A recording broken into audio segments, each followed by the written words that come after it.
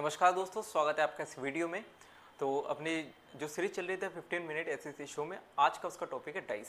इस सीरीज में अपन क्या करते हैं कि एक टॉपिक या कंसेप्ट उठाते हैं, उसको पूरा 15 मिनट में पढ़ने की कोशिश करते हैं और जहां से फ्रिक्वेंटली एसएससी क्वेश्चन पूछती है ऐसे अपन टॉपिक उठा रहे हैं। आज का अपना टॉपिक डाइस है और डाइस में अपन कवर करने वाले पूरा डाइस और एसएससी जो भी फ्रिक्वेंटली जहाँ से क्वेश्चन पूछ रही वहीं से अपन सारे क्वेश्चन उठा के लेके आए हैं। डाइस जैसे कि आप सभी ने देखा होगा, इस प्रकार का डाइस होता है, इसकी 6 फलक होती है।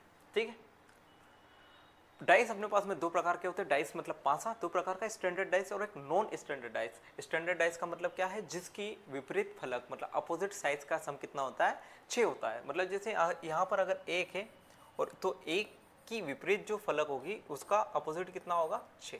कितना होगा, 6। नॉन स्टैंडर्ड डाइस का मतलब क्या है, जिसकी विपरीत साइड्स का जो योग है वो 7 नहीं होना चाहिए, वो क्या हो जाएगा, नॉन स्टैंडर्ड डाइस हो जाएगा। ठीक है, अब कुछ पॉइंट है जो ध्यान देने योग्य बात है, जो अपनी एग्जाम में अपन क्वेश्चन सोल्व करेंगे उसमें भी हेल्प करेगी। एक पासे की दो विपरीत सतह कभी भी एक साथ दिखाई नहीं देती। ठीक है, two opposite side of a dice are never visible at the same time. एक साथ दिखाई देने वाले दो फलक कभी भी एक दूसरे के विपरीत नहीं हो सकते। आकृति में बार बार दिखाई देने वाले फलक के विपरीत वह फलक होता है जो दिखाई नहीं देता। ठीक है, ये आपके पास में 3 पॉइंट है जो कि आपको याद रखने हैं। एक पांसे के एक प्रारूप को दर्शाया गया है। इस पांसे में अंक 1 के विपरीत फलक पर कौन सा अंक होगा। दिखाया गया है कि पांसा एक मानक पासा है। पांसा क्या है, स्टैंडर्ड डाइस है। अगर स्टैंडर्ड डाइस है तो 1 के विपरीत हमेशा क्या होगा, सम 7 होना चाहिए। तो 1 के विपरीत अगर कितना बनेगा, 6 बनेगा, क्योंकि क्या है, मानक पासा स्टैंडर्ड डाइस है। तो इसमें तो कुछ बोलने की जरूरत ही नहीं थी। अगले क्वेश्चन पे चलेंगे। नीचे पांसे के प्रारूप में दर्शाया गया, इस पांसे में अंक 2 के विपरीत फलक पर कौन सा अंक होगा। अब बता सकते हैं कौन सा होगा। अब यहाँ पर क्या है, इसने दिया है स्टैंडर्डाइज या नॉन स्टैंडर्डाइज है, हमें पता लगाना है, नहीं लगाना है। डायरेक्ट हमें पता होगा कि जो 2 है उसके विपरीत कितना होगा, 3, 4 या 5। जो दिखाई नहीं दे रहे उनमें से कुछ भी हो सकता है। अगर स्टैंडर्डाइज नहीं है, नॉन स्टैंडर्डाइज है, तो आपके पास में 3, 4 या 5 में से कुछ भी हो सकता है और टेंशन मतलब ऐसे क्वेश्चन आएंगे नहीं। संख्या 3 के विपरीत कौन सी संख्या होगी। अच्छा, अब नॉन स्टैंडर्ड डाइस में एक तो है कि सिंगल केस आ सकता है। सिंगल केस मैंने अभी आपको डिस्कस किया है। मेन हमारे पास में जो क्वेश्चन आते हैं वो नॉन स्टैंडर्ड डाइस से ही आते हैं। तो पहला टाइप का जो नॉन स्टैंडर्ड डाइस में क्वेश्चन बनता है कि भाई आपके पास में एक डाइस की सिंगल कंडीशन दी है, अगर उसी डाइस की 2 कंडीशन दी हुई, जैसे हमारे पास में सामने दिया है कि इससे एक डाइस की 2 कंडीशन दी हुई, तो इसको अपने को कैसे करना है।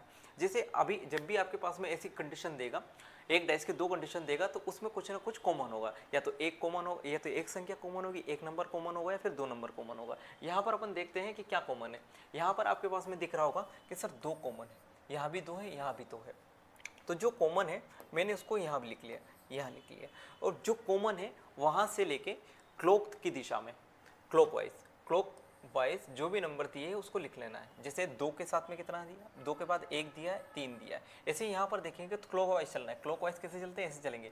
तो 2 के बाद कितना दिया है, 5 दिया है, 6 दिया है। मतलब यहाँ पर जो है, यहाँ पर जो नंबर निकल के आया अपने पास में, जो 1 है इसके विपरीत 5 होगा, 3 के विपरीत 6 होगा। और जो नंबर बचा हुआ है, जैसे यहाँ पर 1 आ गया, 3 आ गया, 6 आ गया, 5 आ गया, 2 आ गया, क्या नहीं आया, 4 नहीं आया। तो 2 के विपरीत कौन हो जाएगा, 4 हो जाएगा।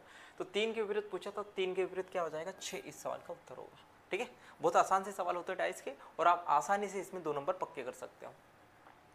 अगले सवाल पे चलेंगे। एक पांसे की विभिन्न फलकों पर 6 अक्षर Q, Z, V, T, L और A लिखे गए हैं। इस पांसे की 2 स्थितियां नीचे चित्र में दिखा गई है। ठीक है, सेम पासा है और उसकी 2 कंडीशन हमें दिखाई गई। Q के विपरीत फलक पर हमसे पूछा। अब पहले हमें ये फाइंड आउट करना है कि क्या कॉमन है। तो इसमें जो कॉमन है वो क्या है, V कॉमन है। तो मैंने क्या लिखा, दोनों में से उठाकर V लिख दिया। अब उसके बाद में क्या करना है, मुझे क्लॉकवाइज ऐसे चलना है। तो V के बाद क्या है, Z के बाद क्या है, Q है। इसमें देखेंगे क्लॉकवाइज चलना है तो V के बाद क्या है, L है, L के बाद क्या है, T है। अब मैं आसानी से बता सकता हूं कि कौन किसके विपरीत है। जैसे यहाँ पर Z के विपरीत कौन होगा, L होगा, Q के विपरीत कौन होगा, T होगा। और जो V बचा हुआ है, हमसे क्या पूछा था, Q पूछा, तो डायरेक्ट Q के विपरीत क्या आ जाएगा, T आ जाएगा। क्या आ जाएगा, T आ जाएगा। लेकिन अगर वो पूछता कि V के विपरीत कौन है, तो जो 4-5 अक्षर में से जो बचा हुआ है वो क्या हो जाएगा, मेरा V का विपरीत। जैसे यहाँ पर Q आ गया, Z आ गया और V भी आ गया, L भी आ गया, T आ गया, बचा क्या, A। तो A के विपरीत या V के विपरीत क्या हो जाएगा, A हो जाएगा। दोनों एक दूसरे के विपरीत।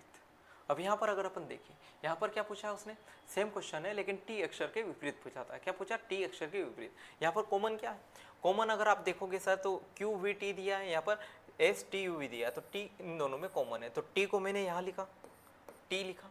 उसके बाद क्यू वी यहाँ पर टी यू एस, क्यू के विपरीत क्या आ जाएगा, यू आ जाएगा। सॉरी टी के विपरीत पूछा था, तो टी के विपरीत Q U V U S को छोड़कर पी बचा, क्या बच जाएगा, पी बच जाएगा। क्या बताया था मैंने कि अभी इन चारों को छोड़ देंगे, इन पांचों को छोड़ देंगे, जो बच जाएगा वही क्या होगा, टी के विपरीत होगा। ठीक है, बहुत आसानी से अपन आराम से क्वेश्चंस को लेके चल रहे हैं। देखो यहाँ पर देखेंगे एक पांसे की विभिन्न फलकों पर 6 प्रतीक percentage and question mark plus और डॉलर एट द रेट अंकित है नीचे दी गई आकृति में। अच्छा, ऐसे चिन्ह भी दे देता है आपको कंफ्यूज करने के लिए, लेकिन हमें फिर से वही चीज़ है कि हमें कॉमन ढूंढना है। अब यहाँ पर अगर देखें कॉमन, तो एंड दिया है, क्या दिया हुआ है, एंड दिया है, और आपसे क्या पूछा है कि एट द रेट वाले फलक के विपरीत क्या होगा, तो एंड के बाद क्या आ रहा है, एंड के बाद आ रहा है सर परसेंटेज, और क्या आ रहा है, क्वेश्चन मार्क। यहाँ पर एंड के बाद क्या आ रहा है, प्लस आ रहा है, और उसके बाद एट द रेट आ रहा है। एट द रेट का बात पूछा था, तो एट द रेट का विपरीत क्या हो जाएगा, क्वेश्चन मार्क हो जाएगा। क्या हो जाएगा, क्वेश्चन मार्क। डी ऑप्शन इस सवाल का उत्तर होगा। क्या होगा, डी ऑप्शन इस सवाल का उत्तर हो जाएगा। ठीक है, अब चलते हैं अगली कंडीशन पर। अगली कंडीशन में आपके पास में क्या दिया है, 3 कंडीशन एक पांसे की दी हुई है, जिसमें क्या लिखा, 21, 22, 23, 24, 25, 26 संख्याएं लिखी हुई है। नीचे दिए गए क्षेत्र में इस पांसे की स्थितियां दिखाई गई है, संख्या 24 के विपरीत ज्ञात करें। अच्छा, एक कंडीशन ये है कि यहाँ पर भी अगर 3 आपके पास में स्थितियाँ दी है, 3 कंडीशन दी हुई है, तो आपको 2 कंडीशन से ही सवाल बनाने हैं, या तो इन दोनों से बन जाएगा, या इन दोनों से बन जाएगा, या इन दोनों से बन जाएगा। अगर मैं आपसे पूछूं कि आपसे पूछा क्या है सर, 24 पूछा है, तो 24 आपको कहाँ दिख रहा है सर, ये वाला, बस इसमें 24 है, तो मुझे इसको कंपेयर करना है इन दोनों में से किसी एक के साथ, तो किसी को भी कर लो। अब जैसे अगर मैं इसको और इसको कंपेयर करता हूँ, तो इसमें क्या कॉमन है सर, 25 और 22 दोनों कॉमन।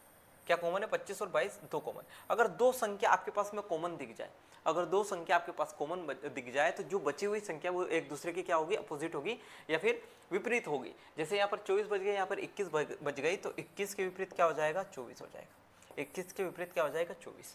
क्या पूछा था, 24 के विपरीत, मतलब 21 इस सवाल का उत्तर हो जाएगा। क्या हो जाएगा, 21 इस सवाल का उत्तर हो जाएगा। बताओ, कोई दिक्कत परेशानी, बिल्कुल नहीं है ना। यहाँ पर एक सवाल और करते, चलो अगले सवाल पे चलते हैं। अगले सवाल में ऐसा कुछ आपके पास में बना हुआ आ जाता है, तो ऐसी कंडीशन में हमेशा क्या होगा कि जो ये डब्बा बना हुआ है ना, इसमें एक छोड़ के हमेशा वो एक दूसरे के अपोजिट बनेंगे। डाइस जब बनाओगे और ऐसी कंडीशन दी हुई है, तो जब आप डाइस बनाओगे तो एक छोड़ के आपके पास में अपोजिट वाली सिचुएशन बनेगी। जैसे यहाँ पर जो बेट है वो बेट स्टिक के अपोजिट होगा, जो नेट है नेट गोल के अपोजिट होगा, और जो बचा हुआ है जैसे बॉल और फील्ड बचे हुए एक दूसरे के अपोजिट होंगे। हमसे क्या पूछा था, बॉल का पूछा था, तो बॉल फील्ड के अपोजिट हो जाएगी। सी ऑप्शन इस सवाल का उत्तर होगा। सी ऑप्शन क्या होगा, इस सवाल का उत्तर होगा। तो हमने जो मैक्सिमम अभी रिसेंट में क्वेश्चन आ रहे हैं, पूरा डाइस तो एग्जैक्टली इतने समय में, कम समय में कर पाना बहुत मुश्किल है, लेकिन अपन ने फिर भी वो क्वेश्चंस या फिर वो टाइप करने की कोशिश की जो एसएससी लगातार पूछती है। ठीक है, एक एक दो दो क्वेश्चन। अब रीजनिंग इतना बड़ा सब्जेक्ट नहीं भी है कि आप उसकी इतनी लगातार प्रैक्टिस करो, 100 150 200 क्वेश्चन लगाओ एक एक टॉपिक के, बिल्कुल नहीं। आप मॉक टेस्ट से रीजनिंग को करो, शानदार आपके नंबर बढ़ेंगे, कोई दिक्कत परेशानी आपको नहीं होगी। तो मिलते हैं अगले वीडियो में। थैंक यू, धन्यवाद, टेक केयर।